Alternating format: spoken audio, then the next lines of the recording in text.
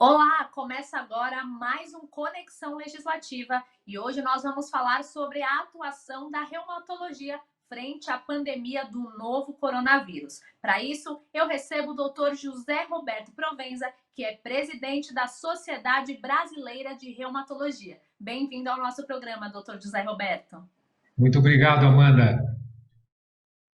Doutor, a preocupação da vez é a Covid-19 e não só o momento da infecção, mas também as sequelas que essa doença pode deixar. E muito tem se falado sobre a síndrome da fadiga crônica. Então, gostaria que o senhor explicasse para a gente o que é essa síndrome que tem preocupado principalmente com relação aos pacientes que já se curaram do novo coronavírus. A síndrome da fadiga crônica, ela é uma situação clínica que normalmente ela surge a partir da hora que o paciente tem algum estímulo, seja ele físico, seja ele viral. Normalmente ele é de origem viral. Essa manifestação a gente observa em algumas outras doenças, não somente na Covid-19, mas nós observamos também em outras doenças infecciosas. Por exemplo, a gente pode encontrar essa síndrome também em pacientes com HIV, pacientes com mononucleose, pacientes com outras doenças infecciosas virais, inclusive o H1N1. Então, pacientes que sofrem algum tipo de agressão, principalmente biológica, algum quadro infeccioso, que a partir desse momento, o paciente, após um determinado período, ele já começa a apresentar sinais e sintomas dessa síndrome da fadiga. A síndrome da fadiga crônica, ela está situada juntamente com uma outra doença que todos vocês conhecem, que é a fibromialgia. A fibromialgia também se parece muito com a síndrome da fadiga crônica. Tem alguns detalhes que depois eu vou falar para você, alguns detalhes clínicos que diferem a fibromialgia da síndrome da fadiga crônica, né? Então a gente tem observado pacientes que acabaram de sair de um quadro infeccioso agudo, né, da Covid-19, eles começam a apresentar sinais e sintomas sugestivos da doença. Gostaria que o senhor explicasse para a gente, né, e para quem está nos acompanhando em casa, quais são as principais características da síndrome da fadiga crônica. No que as pessoas precisam estar atentas, né? Quais são os principais sintomas? Às vezes eu estou em casa, já fui infectado, como é que eu posso saber que eu estou sofrendo dessa síndrome? A síndrome da fadiga crônica, normalmente ela se inicia com um quadro que normalmente o paciente ele acorda pela manhã com a sensação de muito cansaço, muita fadiga, uma dor difusa pelo corpo, né? Ele não consegue nem saber a localização da onde está doendo, muito cansaço. É um paciente que pela manhã acorda com a sensação de que tem as extremidades mais inchadas, mais edemaciadas, né? Muitas vezes, eu diria que a grande maioria dos pacientes, principalmente aqueles que foram acometidos por formas mais graves da Covid, eles podem apresentar esses sintomas. E, normalmente, eles podem, juntamente com essa fadiga, com essa dor crônica, sentir também uma sensação de dores em articulações. Às vezes, o paciente tem sinais de inflamação e dor articular. Alguns se queixam também de uma febrinha baixa, uma febrícula, que pode aparecer durante o dia. E o clássico da síndrome da fadiga é aquele paciente que nos conta que, doutor, eu não consigo mais desenvolver as coisas que eu fazia isso com tranquilidade, eu não consigo desempenhar o meu papel profissional, eu me sinto muito cansado, muito fadigado. E algumas vezes esses pacientes precisam voltar para suas casas para poder deitar e descansar. Então, eles se sentem muito cansados. Um outro sinal muito interessante, eles começam a apresentar também algumas alterações de memória, começam a ficar um pouco mais esquecidos, né? Um pouquinho mais lento no raciocínio, nas decisões, ficam mais com essa sensação que lembra até um pouco um quadro depressivo, né? Então, esses são os sinais importantes. E o que difere também da fibromialgia é que esses pacientes, diferente da fibromialgia, esses pacientes podem ter dores articulares. Em alguns pacientes, a gente também observa a presença também de aparecimento de alguns gânglios, de alguns linfonodos que nós chamamos. Então, a gente, quando nós vamos examinar o paciente, nós percebemos também a presença de alguns gânglios, ou no pescoço, ou na região das axilas, na virilha. São sinais que normalmente a gente não vê na fibromialgia. Essa é a diferença da fadiga crônica para a fibromialgia. O senhor citou essa questão do cansaço como um dos sintomas da síndrome da fadiga crônica. A gente está vivendo um momento muito diferente em que boa parte das pessoas passou a trabalhar em casa e, na realidade, acaba acumulando tarefas, né? Então, tem as tarefas de casa, tem gente que tem filho que não está indo para a escola e tem o trabalho. Como é que a gente pode fazer para diferenciar quando o cansaço ele vem desse dia a dia mais puxado, dessa junção do trabalho com outras atividades, ou quando é realmente um cansaço estranho que pode aí estar indicando a síndrome? Em primeiro lugar, eu queria até comentar, fazer um comentário, é um comentário muito pessoal, né? A história do chamado home office. Tá todo mundo agora ficando em casa para trabalhar em casa. Eu acredito que isso, em parte, evidentemente, foi uma necessidade que todos nós tivemos, mas eu não acho uma situação assim que passar toda essa situação da pandemia. Eu acho que essa situação do home office deve ser usada de uma maneira de exceção, né? Excepcional, porque trazer o trabalho para dentro da sua casa, na minha visão, não é nada saudável, né? Principalmente para as mães que normalmente têm os seus filhos por perto, e mais essa função dentro de casa. Eu tenho visto que parece que as nossas atividades aumentaram. Antigamente eu trabalhava cerca de 8 horas por dia, agora estou trabalhando 10, 12, 13, 14 horas por dia. Muitas vezes eu fico ali no computador trabalhando em casa e isso me leva a um quadro realmente, muitas vezes, de muita exaustão. Mas a fadiga desses pacientes é aquela fadiga que lembra aquela fadiga quando nós estamos com gripe, aquela sensação de um mal-estar. Não é uma fadiga de cansaço de que nós trabalhamos muito. É um dolorimento pelo corpo todo. É um cansaço não só físico, mental, mas é um mal-estar, um dolorimento, uma sensação de que eu preciso deitar, que eu não me sinto bem. Então, não é aquele cansaço que normalmente nós temos aí quando nós trabalhamos muito, estamos mais exaustos, que é um cansaço mais mental. Mas aqui, nesse caso da fadiga crônica, é um dolorimento. Parece que a pessoa nos conta assim, parece que eu apanhei, doutor, eu me sinto dolorido, o corpo todo parece que eu carreguei pedra, né? E principalmente pela manhã, quando ele acorda, ele tem aquela sensação de que, doutor, parece que eu trabalhei a noite toda, eu me sinto muito dolorido e cansado. Ou seja, esses pacientes, eles não têm um sono reparador. Eles não conseguem dormir aquela fase profunda do sono, que é aquela chamada fase 4 do sono, né? Aquela chamada fase não REM, onde nós relaxamos toda a musculatura. Os pacientes dormem num sono mais superficial. Por isso que eles acordam pela manhã com a sensação de dolorimento. Porque quando você não relaxa a musculatura, você não perfunde com sangue, você não perfunde com oxigênio. Portanto, existe um acúmulo muito grande de ácido lático. E o ácido lático, realmente, ele promove um quadro de contratura muscular, de espasmo muscular.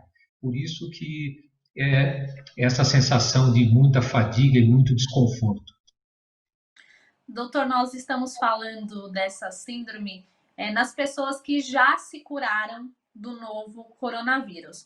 Pode ter alguma relação se o quadro de Covid dessa pessoa foi leve ou se foi grave? Isso pode interferir se a pessoa pode ou não desenvolver a síndrome da fadiga crônica?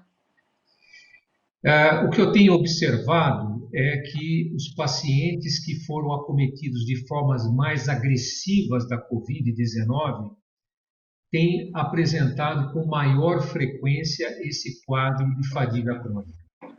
Me parece que a agressão física, principalmente aquilo que nós conhecemos do Covid, que é uma produção enorme de substâncias chamadas citocinas pró-inflamatórias, citocinas a favor da inflamação.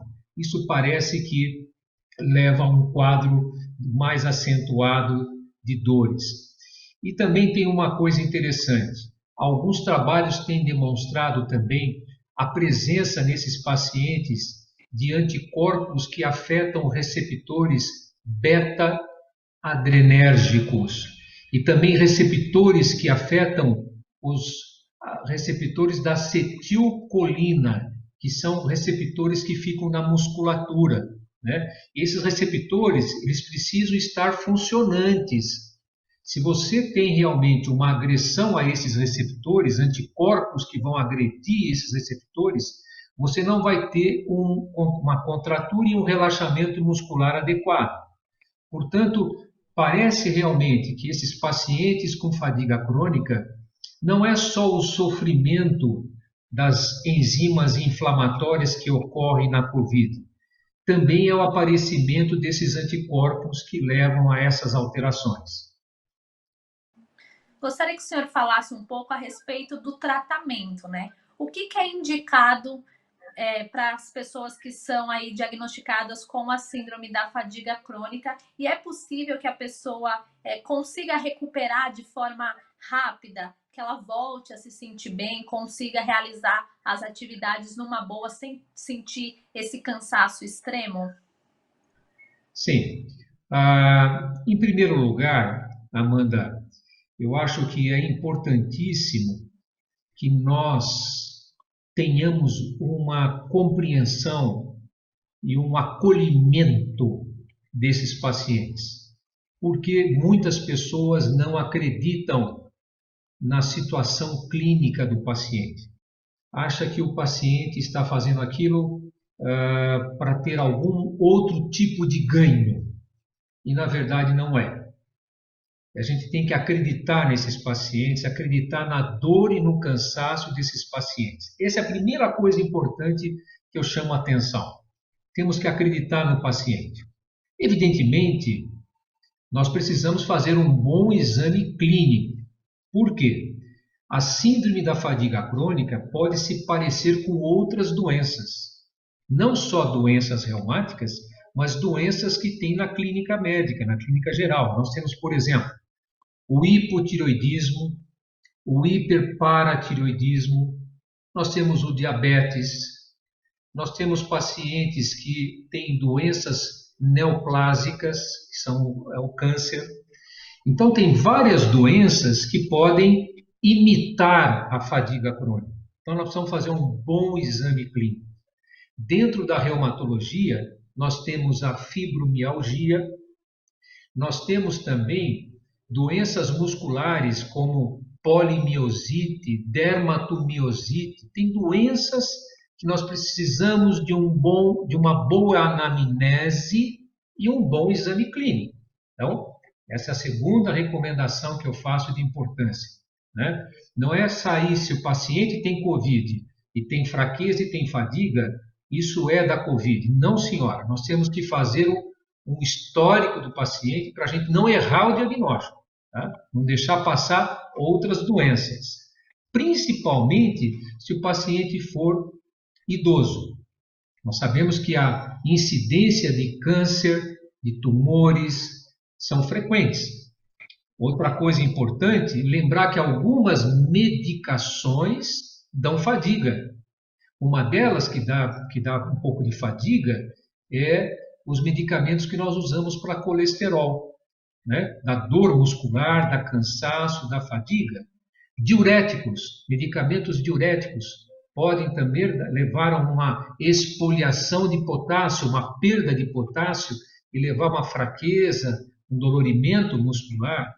Existem outros tipos de remédios que nós usamos que podem mimetizar, pode assemelhar este quadro com drogas. Né? Bom, em termos de tratamento, o que fazer com esses pacientes? Então, a primeira coisa é tentar organizar a vida, ajudá-lo a organizar a vida de trabalho, a vida de família, né? Tentar adequar o tempo de trabalho. Muitas vezes não é necessário o afastamento do trabalho. Nós temos, talvez, muitas vezes, que reduzir um pouquinho a jornada de trabalho do paciente para que ele possa ter um pouco de descanso. Nós temos que insistir com o paciente a necessidade de fazer os exercícios físicos. São exercícios aeróbicos, são exercícios que nós devemos iniciar lentamente, em doses pequenas, que podem ser a hidroginástica, a hidroterapia, o pilates, o RPG, as caminhadas, a dança, enfim, várias situações em que o paciente possa se movimentar para começar a melhorar. Mas tem que compreender também que ele vai se cansar com facilidade. Não devemos exigir demais desses pacientes, tem que ser uma coisa lenta. Muito bem. Utilização de analgésicos está plenamente adequado para a gente utilizar, de preferência não utilizar os analgésicos opioides, porque eles dão também sonolência, dão também fraqueza, né? Então evitar os opioides.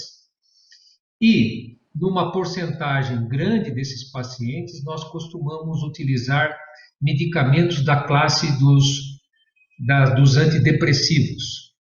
Existem alguns antidepressivos que nós chamamos de inibidores da recaptação da serotonina e da noradrenalina, que costuma nos ajudar muito na recuperação desses pacientes. Então, esse é uma quantidade esse seria o pacote da que nós fazemos com o paciente portador de fadiga crônica. Doutor, nós citamos essa questão do home office e não é muito difícil ouvir as pessoas reclamarem de dor nas costas, de dor nas colunas. Então, eu gostaria que o senhor alertasse sobre essas dores, né? Do quanto nós precisamos estar atentos a esses sinais que o corpo dá. Porque muitas vezes a pessoa tem uma dor nas costas, toma um remédio, aquela dor passa, depois de um tempo ela volta. O que a gente precisa fazer para diminuir essas dores no nosso dia a dia e também qual é a importância de estar sempre atento? Bom, então é importante, e todos praticamente que estão nos ouvindo sabem que nós temos ficado, agora com o home office, nós temos ficado muitas horas sentados. E nós sabemos o quanto que nós vamos atrofiando sentado na cadeira. Então, a primeira providência é que nós temos que entender a necessidade de um intervalo. A cada 1 hora que a gente ficar sentado, nós temos que levantar e caminhar, principalmente durante 5 a 10 minutos. Fazer um movimento, caminhar é fundamental. A cadeira, ela tem que ficar, o assento da cadeira tem que ficar principalmente em que você consiga colocar os 2 pés no chão e manter o joelho a 90 graus. Isso é fundamental. Você deve puxar o máximo que você puder o computador e a mesa próximo ao seu abdômen. Você deve apoiar os seus cotovelos para poder digitar, procurar não ficar com os braços estendidos, mas com os braços e os cotovelos sempre bem apoiados, né? E você procurar todos os dias pelo menos uma meia hora de alongamento. Precisa ir na academia? Não precisa. Você deitada no chão, deitada no carpete ou no tapete, você pode fazer exercícios de alongamento de membros inferiores. Isso é muito simples. A gente tem vários tutoriais, tem várias apresentações, tanto aí no YouTube, nós temos aí no computador várias dicas de alongamento. Não deixem de fazer alongamento para vocês não sofrerem de dores crônicas na coluna vertebral. Precisamos tomar muito cuidado. Vamos alongar. Não fique muitas horas sentado. Doutor, gostaria que o senhor falasse também rapidinho sobre os movimentos repetitivos, né? Muitas vezes as pessoas trabalham digitando ali no computador, ficam com os braços, as mãos nas mesmas, fazendo os mesmos movimentos. Isso também pode trazer algum tipo de dor, algum tipo de problema, né? Não tenha dúvida. Evidentemente, nós já passamos por essa fase lá atrás. Eu diria que nós tivemos uma grande epidemia da chamada LER e o DORT, isso há uns 15, 20 anos atrás.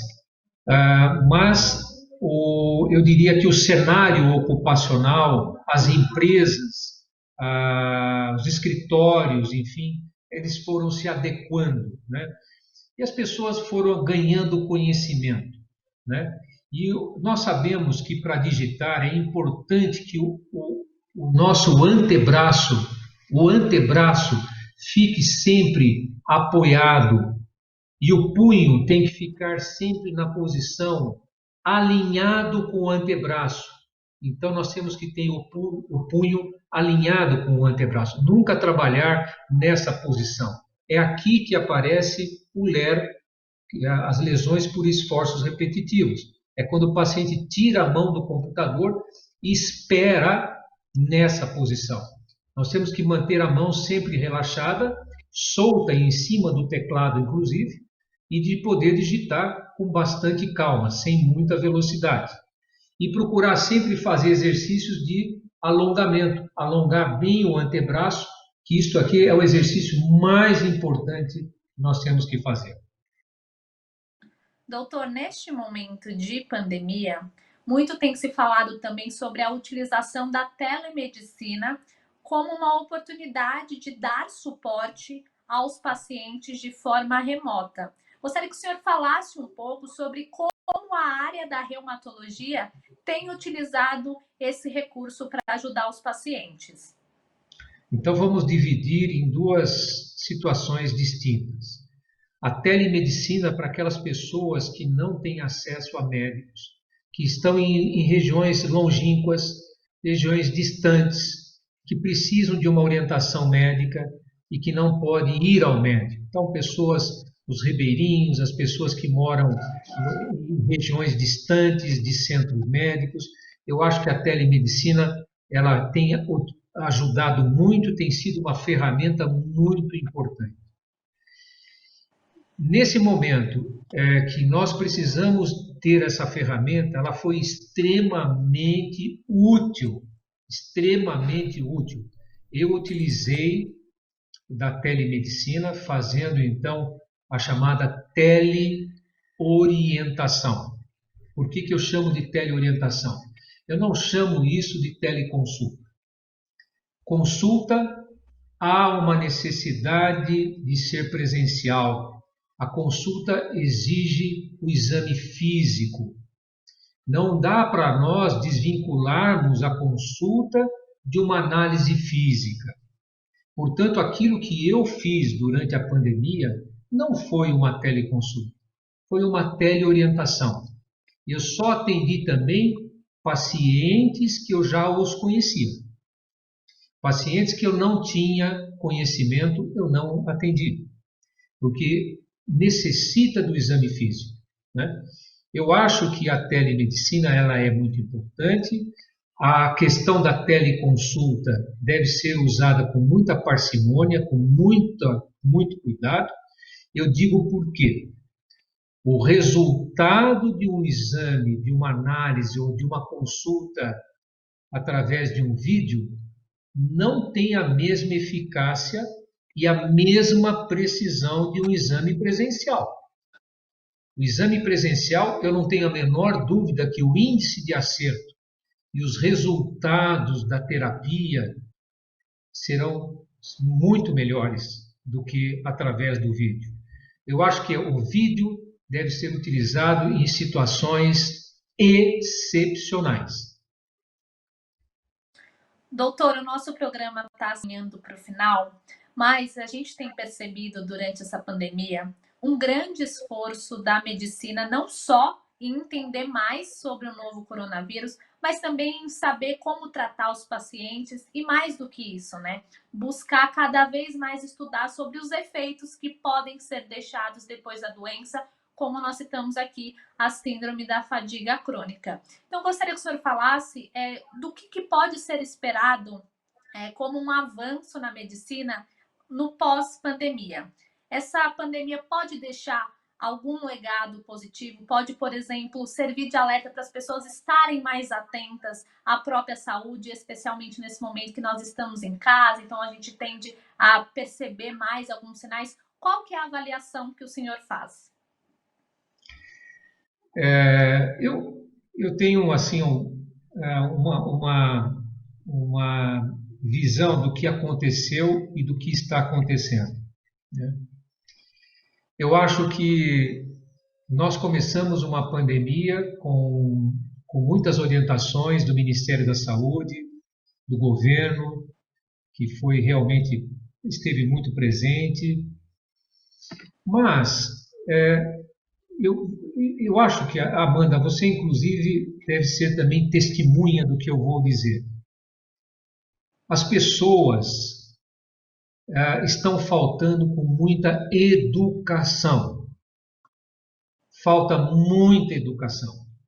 As pessoas não entenderam ainda que a pandemia ela não acabou. Ela está começando a dar algum sinal de melhora. Mas as pessoas já estão achando que está praticamente tudo resolvido. Então, a questão de orientação e de educação, eu tenho visto que de mais ou menos uns 30, 40 dias, 60 dias para cá, houve um relaxamento muito grande. Nós vamos pagar este preço, né? Então, falta tanto pelo próprio Ministério da Saúde, também pelas secretarias regionais de saúde, ainda um maior apelo para a população de que não é momento ainda de nós relaxarmos.